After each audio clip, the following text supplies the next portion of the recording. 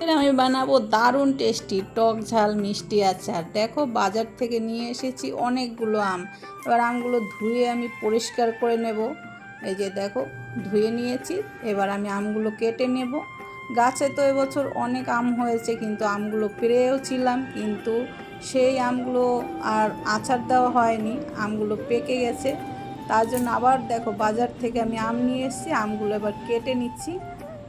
দেখো দু রকমভাবে আমি কেটেছি, একটা ছোলা সহ আর একটা ছোলা ছাড়িয়ে নিয়েছি। দেখো আমগুলো আমার কাটা হয়ে গেছে। এবার আমি হলুদ মাখিয়ে নিচ্ছি। নুন কিন্তু এখন দেইনি, নুন দিলে জল বেরোয় যাবে, তার জন্য আমি নুন দেইনি। দু রকমভাবে আমগুলো কেটে নিয়ে এবার দেখো ছাদে রোদে দিয়ে দিলাম। আর দেখো আমগুলো কেটেছি, আর এদিকে এত প্রচণ্ড তো দেখো রোদ বৃষ্টি রয়েছে, আর আজকের হঠাৎ করে দেখো মেঘলা হয়ে গেল, তার জন্য আমার 2 দিন লেগেছে আমগুলো শুকাতে। দেখো আমগুলো শুকিয়ে নিয়েছি। আর এই দেখো মশলাটাও আমি কি দেবো ভেজে নিয়েছি।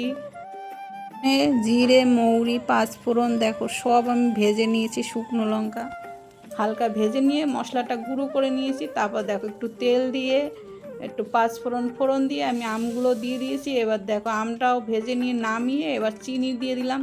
চিনিটাই দেখো শিরাটা আমি করে নিয়েছি, ভালো করে শিরাটা করে নিয়ে এবার আমগুলো দিয়ে ভালো করে আমটাকে আমি দেখুন নেড়ে নেড়ে এটাকে রান্না করে নেব। একটু ঢাকা দিয়ে রাখবো কিছুক্ষণ, তারপরে দেখো ঢাকা তুলে আবার নেড়ে তারপর এবার আমি নুন দেব। নুন কিন্তু এত সময় আমি দেইনি। দেখো এবার আমি নুনটা দিয়ে দিলাম। এবার দেখো আরও আম দিয়ে জল বেরোবে আর আমটাও সিদ্ধ হয়ে যাবে। একটু শুকনো লঙ্কার গুঁড়ি দিলাম, আর এই দেখো ভাজা মশলাটাও আমি দিয়ে দিলাম। দারুণ কিন্তু হয়েছে দেখতে, কালারটা কিন্তু খুবই সুন্দর হয়েছে। তোমাদের কেমন লাগলো অবশ্যই কিন্তু কমেন্টে জানিয়ে দিও। এই আমের আচারটা কিন্তু একদম নষ্ট হবে না। আর তার জন্য আমি দিয়ে দিলাম ভিনেগার, অল্প করে ভিনেগার দিলাম। এবার ভালো করে আবার নেড়ে টেড়ে আর একটু সময় আমি রান্না করে নেব। দেখো আচারটা কিন্তু দারুণ টেস্টি হয়েছে, কালারটা দেখেই কিন্তু লোভ লেগে যাচ্ছে। তোমাদের কেমন লাগলো আর কে কে আমের আচার খেতে ভালোবাসো অবশ্যই কমেন্টে জানিয়ে দিও। আর কে কোথা থেকে দেখছো তাও জানিয়ে দিও। সবাই খুব খুব ভালো থেকো। ভিডিওটা দেখার জন্য সবাইকে অসংখ্য ধন্যবাদ।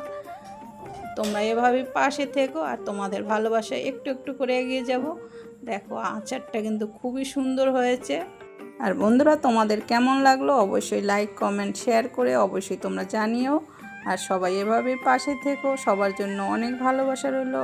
দেখা হবে নতুন ভিডিওতে।